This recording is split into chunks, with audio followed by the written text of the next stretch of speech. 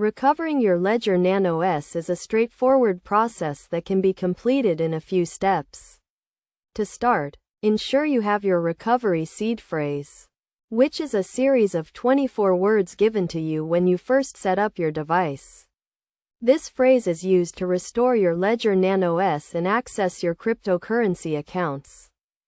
First, go to the Ledger website and download the Ledger Live software, which is compatible with Windows, Mac, and Linux operating systems. Once the software is installed, launch it and select the option to restore a device.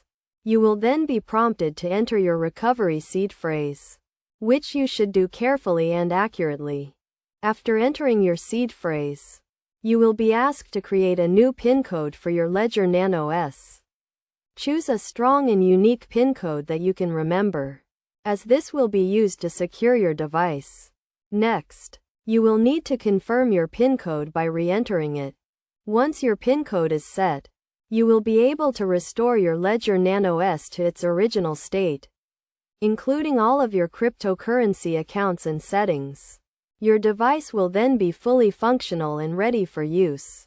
It is essential to keep your recovery seed phrase safe and secure, as it can be used to access your cryptocurrency accounts and drain your funds if it falls into the wrong hands. Store your seed phrase in a secure location, such as a fireproof safe or a locked box, and never share it with anyone. In addition to keeping your seed phrase safe, it is also important to regularly back up your Ledger Nano S to ensure that your cryptocurrency accounts and settings are up to date.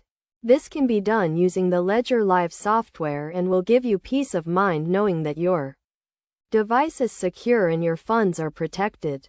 By following these steps and best practices, you can easily recover your Ledger Nano S and ensure that your cryptocurrency accounts and settings are safe and secure. Remember to always keep your recovery seed phrase and PIN code confidential and to regularly back up your device to prevent any potential losses.